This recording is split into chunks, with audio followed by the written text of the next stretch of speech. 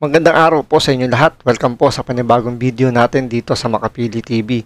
Ngayon, ang pag-uusapan lang natin dito is yung naging issue ng Banaderos Brothers nila Banatbay, ni Coach Oli, tsaka ni Boss Dada dito kay Secretary Remulla.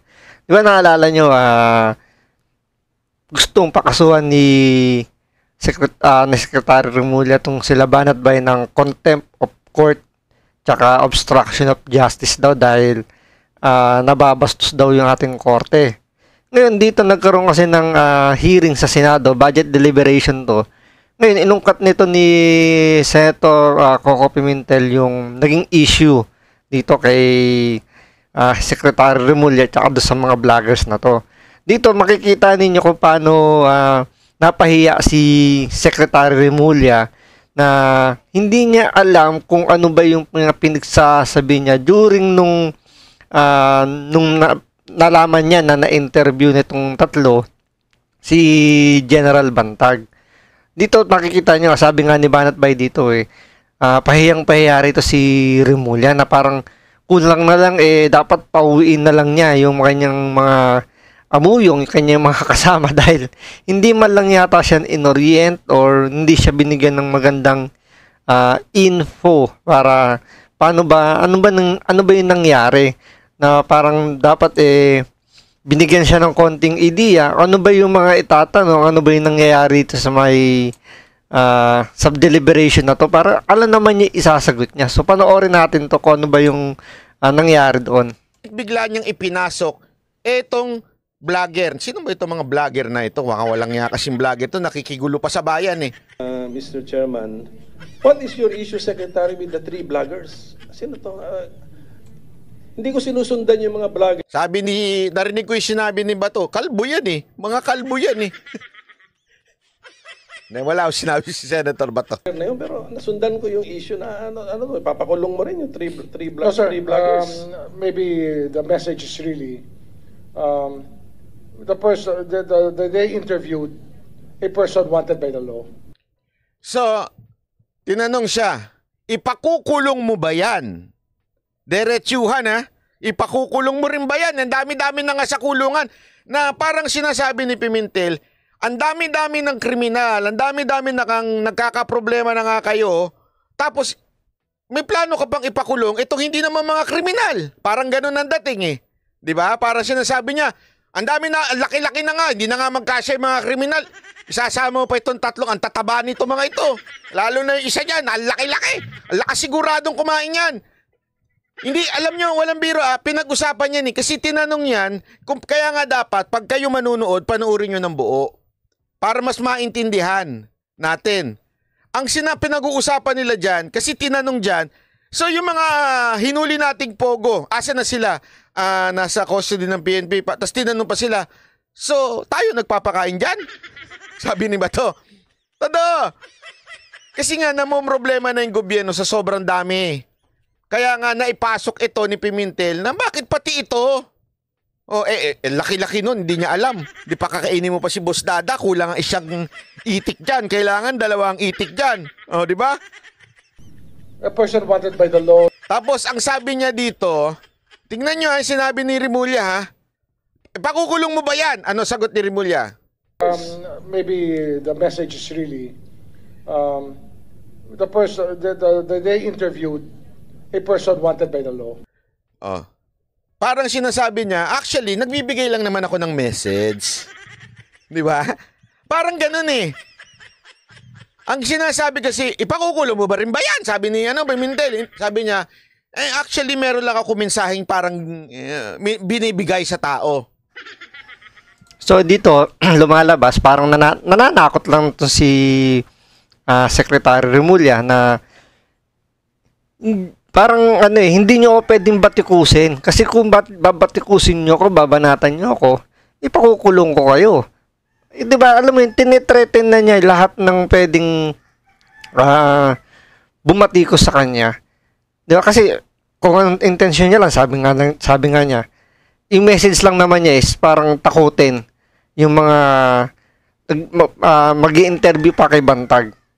So, di ba parang dito pa lang, yung freedom of speech, sinasakal niya na kagad.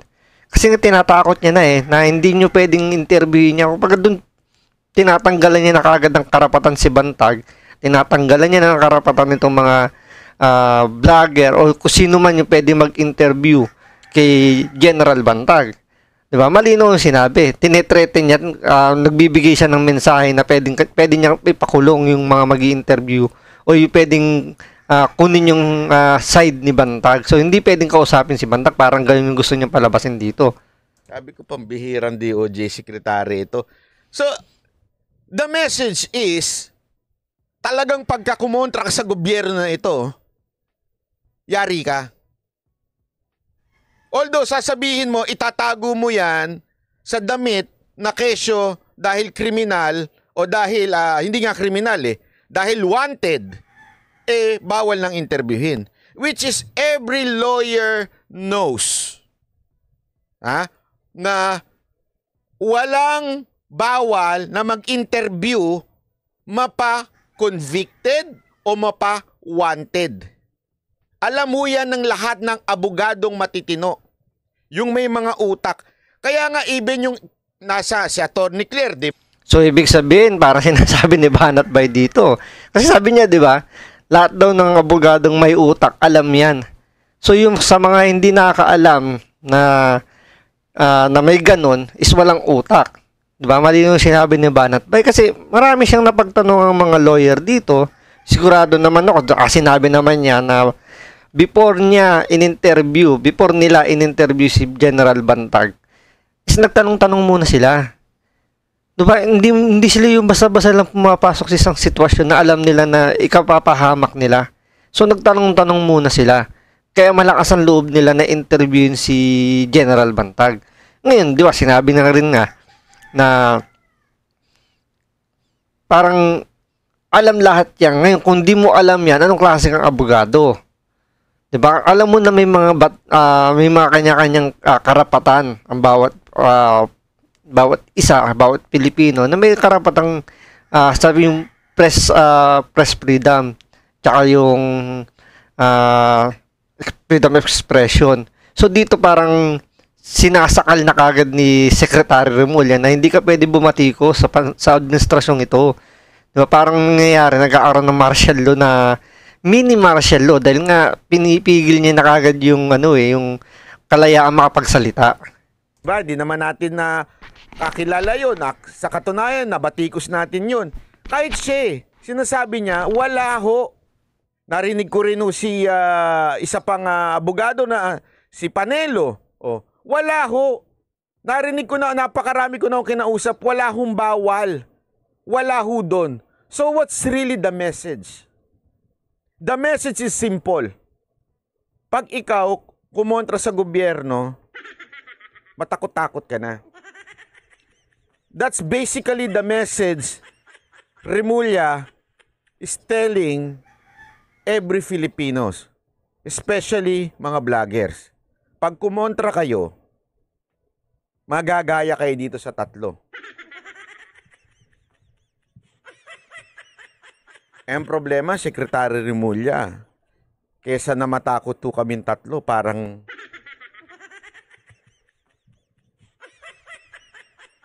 wag ka ho magagalit, pero lalo lang ho kaming natatawa. Di ba? Parang sinabi nga ni Bantag dito. Parang nagmukha ng kengko itong si Secretary Remulla. Naturing ang abogado to, naturing ang Secretary of Justice. Hindi niya alam kung ano yung mga karapatan na binibigay sa bawat isang Pilipino. Di ba? Bilang isang lawyer, sigurado naman ako, dinidiscuss sa kanila yan. Alam nila yan. Pinaka-basic yan eh. Diba? Ipagtatanggol nila yung karapatan ng bawat Pilipino. Ano yung karapatan na yun? Lahat ng Pilipino may karapatang i-express yung kanilang saloobin. Diba? May freedom of expression nga tayo, lahat. Diba? Naalala mo, kahit ngayon pagbati ko sa presidente, pwede. Hindi bawal. Walang mali. Pero sa kanya, gusto niyang kasuhan dahil in-interview lang naman. Sabi nga ni Banat Bay, ang dami niya nang kinausap. Even si Attorney Panelo na dating gabinete ni Pangulong Duterte, sinabi walang nakikitang nilabag doon, pero 'di ba dito sinasabi pa rin ni Secretary Remulla na hindi dapat yan kasuhan, 'di ba? Talagang makikita mo na medyo kulang tong si Secretary Remulla sa, alam mo, parang kailangan niya siguro bumalik sa schooling para maintindihan niya yung pinaka-basic ng batas. Hindi ng totoo. Hindi ho kami natatakot. Actually, ang na-realize namin na talaga ho pala kayong Judge Dredd. Sabi nga ni... sino ba nagsabi nun? Si Bantag ba o si Tebes? Oh, tuloy. A person wanted by the law never appeared to respect the jurisdiction of our legal system. So, they interviewed somebody like that. So, may standing warrant of arrest po yan. But when you interview somebody like that, you're already telling the people it's okay to flout the law. And probably, it's contempt of court, sir. As I said in our press conference. It's contempt of court when you're telling people it's okay to disrespect the court by saying that saying many things without respecting the jurisdiction of the court, sir. So is your issue against the 3 bloggers on the content of the interview? Ang talino nitong maman to. So ang issue mo pala, kasi you're saying binabastos yung court. Okay? Di ba? Remember, there's 2. Indirect and direct. In direct, na doon ka sa loob ng korte, which is, wala naman po kami. So, definitely indirect, yung sinasabi niya binabastos namin yung korte. Okay? So, ang tanong ngayon, ni Pimentel, ano ho bang pambabastos na ginawa nila? Is it the content na pinag-usapan nila? Or yung pag-interview nila doon sa in-interview nilang tao na si Bantag? Okay, yun alinaw. Or the mere fact of interviewing a person who was a The mere fact of interviewing somebody wanted by the law. And so, actually, na-corner siya dito eh. So, you're saying, hindi pala yung tungkol sa pinag-usapan ang issue mo ng indirect contempt. Ngunit ang issue mo dahil kinausap si Bantag. Tama, mali. So, actually, hindi niya alam na ipit siya dito. Naipit siya dito. Bakit? Alam ko na kagad, nung pinanunod ko, alam ko na pupuntahan ni Pimentel eh. Freedom ng isang taong magsalita. Kalayaan ng bawat Pilipino maging convicted or may warrant na ibigay ang kanyang personal na opinion. Actually, mas makakalusot pa nga sana si Remulla kung sinabi niyang the content. Kaya lang, ang problema, kaya hindi niya sinabi yung content ng pinag-usapan namin, yung in-interview namin, because hindi ho niya ni-research kung ano yung usapan namin. Nagets nyo? So parang dito, lumalabas parang si vlogger Libayan to. Si Secretary Remulla na hindi nag-research. Basta lang makabuka ng bibig, makapagpalabas lang ng video, so okay na. Kasi dito talagang na-corner na siya rito eh, 'di ba? Kasi sinabi niya na hindi sa content eh, kundi kung sino yung ini-interview eh. 'Di ba? So parang dito personalan ang nangyayari ritong between Secretary Remulla at kay Bantag. Personalan yung nagiging yung labanan dito. Kasi dahil in-interview si Bantag, na alam niya si Bantag, binibira siya, binabanatan siya, bakit niyo in-interview si Bantag? Diba? So, pinersonal niya na masyado yung tatlo dahil in-interview nila si Bantag. Nakuha niyo, parang kaaway ko yan, bakit nyo ni-interview? Kaaway ng gobyerno yan, bakit nyo ni-interview? Hindi nga niya na alam na, teka lang po, meron po tayong freedom of expression na binibigay sa kahit kanino.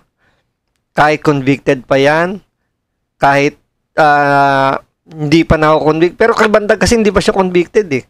Kumbaga kinasuhan pa lang siya rito. So wala pang kasiguraduhan o wala pang malinaw kung talagang convicted siya. Kinasuhan pa lang. 'Di ba? Dito na corner siya. Panoorin nyo, hindi siya rito lalo siyang binira rito ni Coco Pimentel eh. So dalawang tanong yan eh. Yung pinag-usapan ba nila issue o yung taong ini-interview? Mas lulusot pa sana siya kung kabisado niya yung pinag-usapan namin dito eh. Kasi yun pwedeng masabi mong pambabastos sa korte kasi pinag-usapan yung detalye ng kaso ni Bantag. Eh ang problema ano sinabi mo? Yung tao. So para mo sinabing wala nang kalayaan yung taong magsalita. Tuloy. Without disclosing, without being cooperative with the legal system, sir. All of a sudden, it becomes their fault. O, di ba? Parang kasalanan pa nila na in-interview si Bantag. Sila nakita nila kung nasan si Bantag. O nagkaroon sila ng ideya kung paano para makakausap si Bantag. Samantalang sila, hindi nila alam, hindi nila mahuli kung nasan si Bantag. Di ba, kita nyo? Parang, ang nakikita ko ano rito, naging, yung pinagpuputok ng butchi rito ni Secretary Remulla dahil hindi nila mahuli-huli si Bantag. Tapos, bila may interview ng 3 vlogger. At take note, hindi lang vlogger tong sila Banat Bay, sila Coach Oli at si Boss Dada. Mga press din to. Mga media men din to mga to dahil meron tong mga columns sa dyaryo, sa Remate at sa Saksi. Kaya hindi alam ni Secretary Remulla na hindi lang to basta vlogger. 'Di ba? Kaya nga yung pagkukumpara nga kay Attorney Libayan, kay Vlogger Libayan at kay Secretary Remulla, halos parehas. Ano yun? Hindi sila nag-research. Hindi mo na nila inaalam kung ano ba yung karakter ng kanilang mga pinag-uusapan bago bumuka ang bibig. So, yun yung pinaka-moral lesson dito, Secretary Remulla, Vlogger Libayan, mag-research muna. So, hanggang dito lang po muna. Maraming salamat po.